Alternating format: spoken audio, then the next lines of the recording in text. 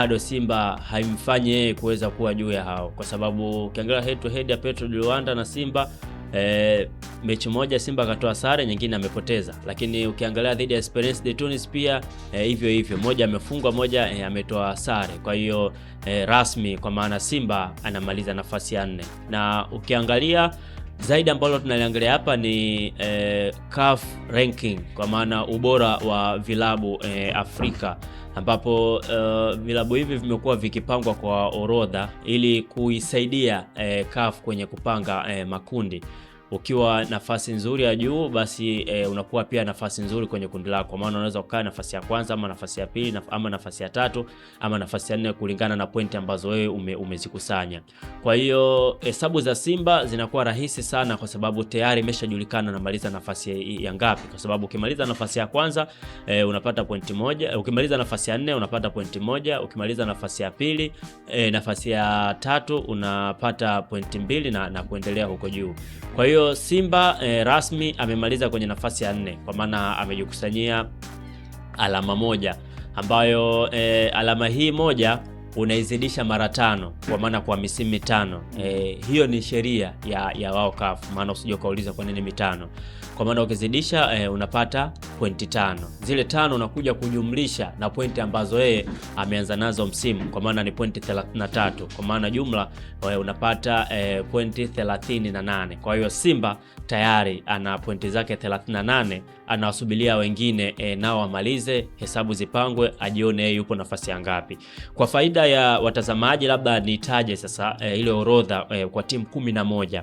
Kwa maana ya kwanza ni Al Ahly ya nchini Misri, lakini ya pili ni Mamelodi ya South Africa, lakini ya tatu ni Esperance de Tunis ya Tunisia, wa 4 ni RS Berkane ya Morocco, na wa 5 ni Simba Sports wa Tanzania, 6 ni Pyramids ya Misri, na 7 ni Zamalek ya Misri, 8 ni Wydad ya Morocco, 9 USM Alger ya nchini Algeria, wa 10 Shibabi Riaz Belouizdad ama Sierra Belouizdad ya huko Algeria, wa 11 namkuta Young Africans, alafu anaofuata ni Al Hilal Omdurman ya Sudan. Kwa hiyo ukiangalia Simba kwenye nafasi ya 5, miongoni mwa maswali mengi ambayo tumeyapokea na ndio imekuwa sababu ya sisi kufanya kipindi hiki, wengi wanasema kwamba mbona tunahitaji sana Young Africans, ana possibility ya kumshusha Simba. Je, hakuna timu zingine ambazo labda zina nafasi ya kumshusha Simba? Basi hapa tupo na majibu sahihi ambayo mtazamaji atulize akili vizuri atapata kile ambacho yeye anajiuliza. Kwa maana timu pekee ambazo zina nafasi ya kuweza kumtoa Simba kwenye nafasi ya 5, moja ipo CAF Champions, 2 zipo CAF Champions League, lakini 3 zipo katika michuano ya CAF Confederation Cup. Timu ambazo zipo Champions League ni Pyramids ya nchini Misri pamoja na Young Africans. Hizo ndizo timu ambazo mpaka hivi sasa hesabu zinaweza kuwafanya wao waweze kumshusha Simba.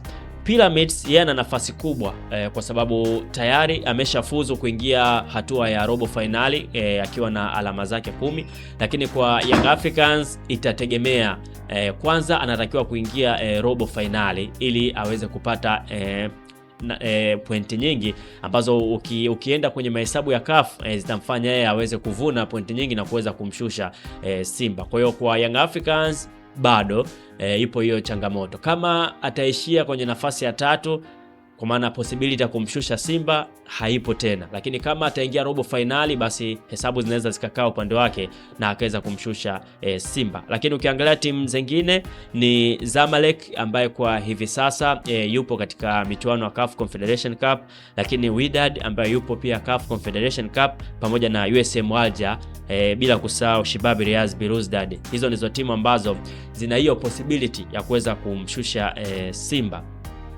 Lakini faida ambayo anayo Simba ni kwamba timu zingine, kwa maana zile 3 hizi zipo katika michuano ya CAF Confederation Cup, na kule pointi zake ni tofauti na huku kwenye CAF Champions League. Kwa hiyo Pyramids ndo timu pekee ambayo ina nafasi kubwa, ama naweza nikasema tayari anaweza akachukua ile nafasi ya 5, kwa maana sasa hivi ni wapo nafasi ya 6. anao nafasi ya kuchukua ile nafasi ya 5 ya Simba, kwa sababu tayari ameshaingia robo finali na ana possibility ya kufika mbali zaidi, na tujue kwamba huu ndio ubingwa mtetezi wa michuano ya CAF Champions League.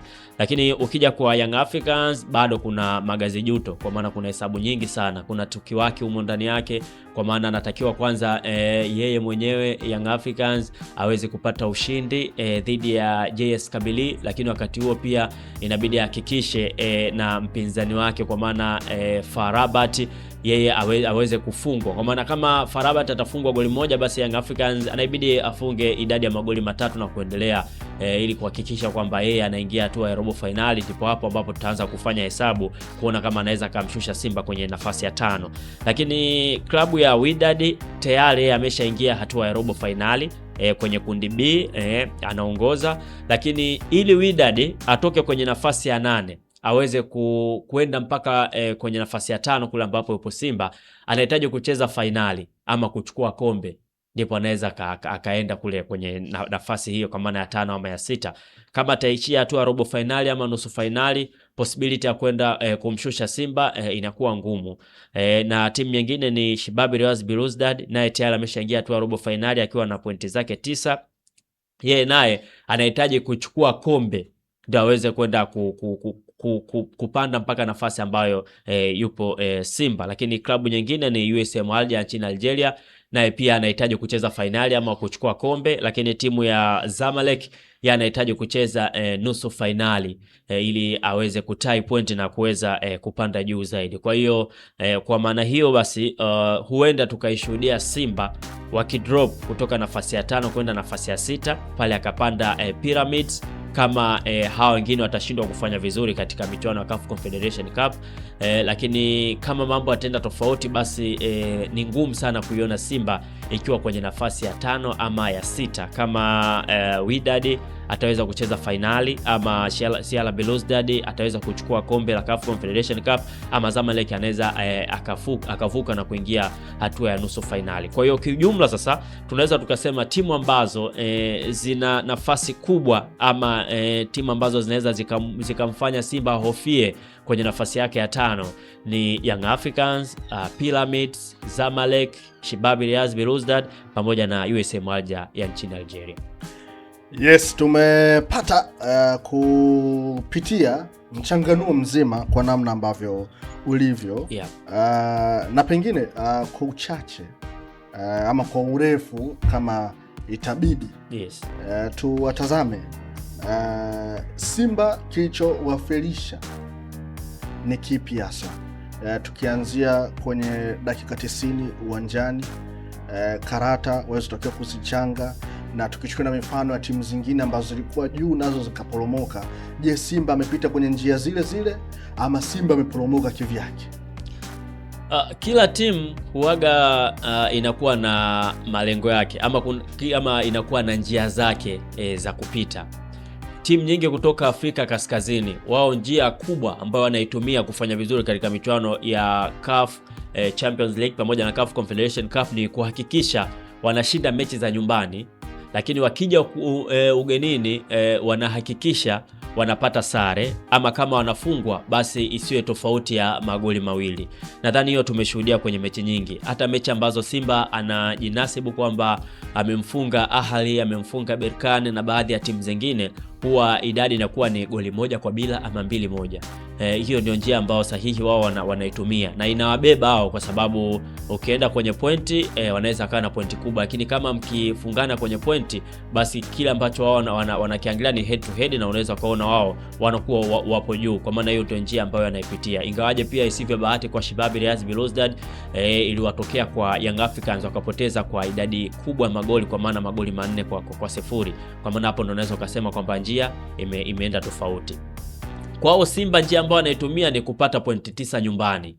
Mara nyingi sana imekuwa ikiwabeba hivyo. Kwa hiyo unaona Simba michezo ya nyumbani wanakuwa wanachanga vizuri karata zao, wanachukua pointi 9, alafu wanaenda kujaribu ugenini, kama anaweza kapata moja ama kama anaweza kaishia 9 hizo mara nyingi sana zimekuwa zikiwabeba. Lakini safari hii sasa changamoto ambayo wameipitia Simba, kwanza njia ambayo wamekuwa wakienda, sijajua kama iliwekwa miba ama kulikuwa na giza kiasi gani, kwamba hizo pointi 9 imekuwa changamoto wao kuzipata. walipoteza dhidi ya Pyramids, dhidi ya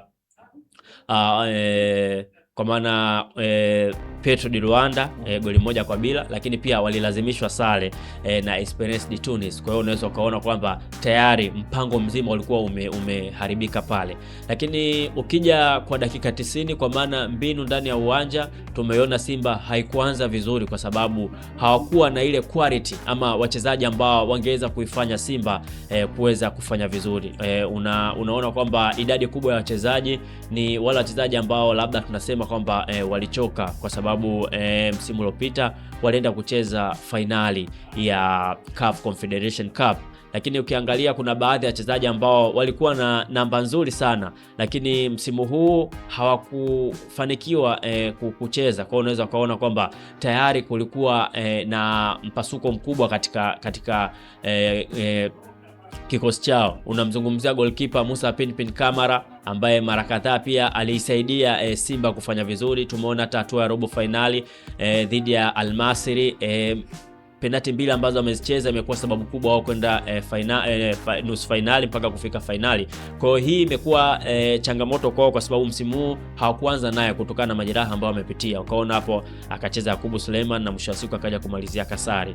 Lakini pia ukija kwenye eneo lao la beki wakati tumeona Mohamed Hussein Zimbwe ameondoka tayari. Umeona hapo kuna changamoto pia kwenye kosi chao, lakini pia ongezeko la Nangu ambaye msimu uliopita Simba alikuwa anacheza Kalabu Sharabwa. Kwa unaweza ukaona kwamba tayari hapo kuna kitu kingine ambacho kimekuja cha kiutofauti. Lakini ukija katika eneo la kiungo, kwa maana bezi ya parekati ameondoka mchezaji Dibla Fernandez Mavambo, lakini pia ameondoka Fabrice Luamba Ngoma ambaye pia mara kadhaa alikuwa anapata nafasi kwenye eneo hilo. Umeona pia hapo tayari kuna mabadiliko ambayo yametokea. Ukija eneo la ushambuliaji pia kuna baadhi ya wachezaji pia hawakuwepo. Kwa hiyo timu ilikuwa tayari imeshavurugika. Kwa hiyo tengeneza tena timu hiyo kwenda kufanya vizuri pia imekuwa changamoto. Lakini pia walipitia changamoto ya kuondoka kwa makocha.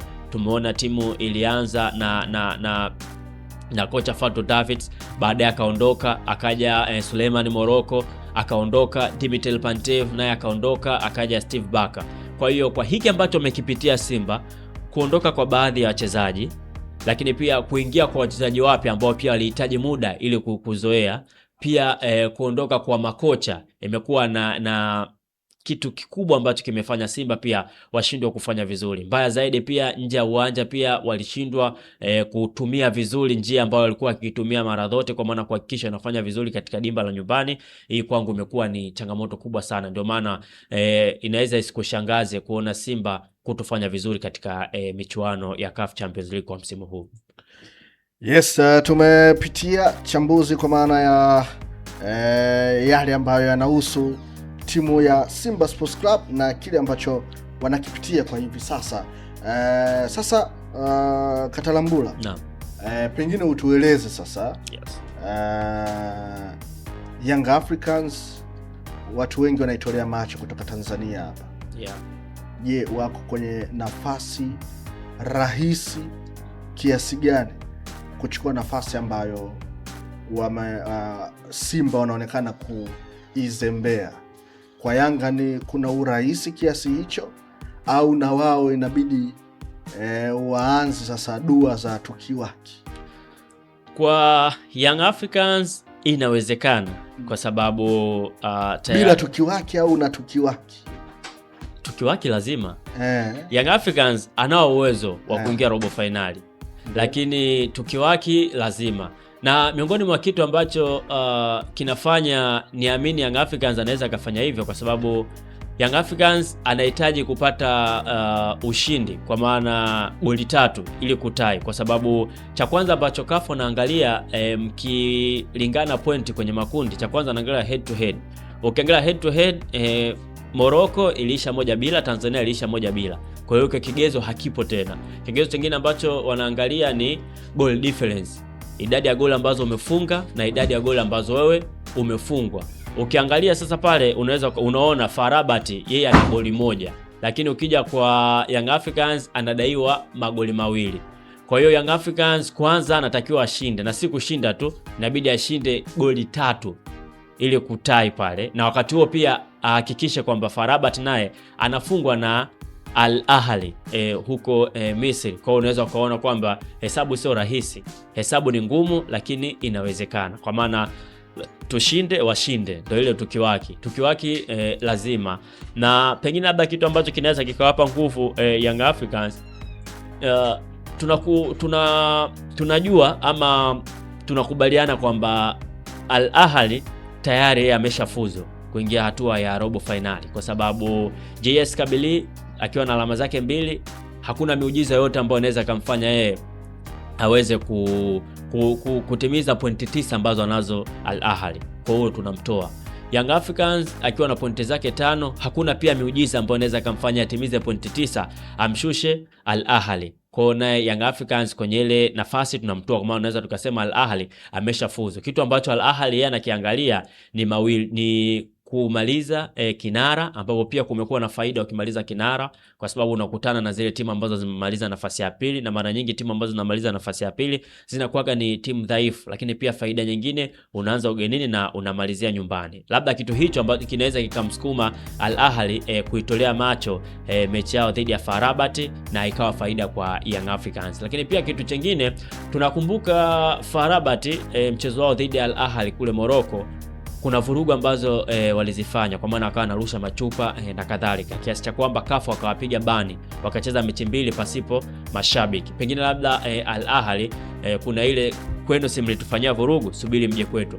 Unakumbuka mechi ya Simba kule Libya dhidi ya Tripoli, vurugu ambazo walizifanya, akasema kwamba mtakuja nyumbani na kadhalika. Kweli wakaenda wakapoteza idadi ya goli 3-1. Kwa hiyo hivi vitu viwili kama Ahly vinaweza wao vikawasukuma, akasema subiri tuwaonyeshe hawa, kwa maana tuwafunge, itakuwa ni faida kwa Young Africans. Lakini kama Al Ahly atasema kwamba tayari nimeshafuzu, subiri sasa niwachezeshe wale wachezaji ambao walikuwa hawapati nafasi, pengine labda inaweza ikawa ngumu kwa Young Africans. Kwa hiyo kwangu mimi hapa, na ipo hivyo, FAR Rabat ana asilimia kubwa sana ya kwenda robo finali kuliko Young Africans, ingawaje pia yoyote anaweza kwenda robo finali, kwa maana Young Africans anaweza kwenda robo finali lakini kwa hesabu ngumu, lakini FAR Rabat anaweza kwenda robo finali kwa hesabu ambazo si ngumu kama zile ambazo zipo kwa upande wa Young Africans.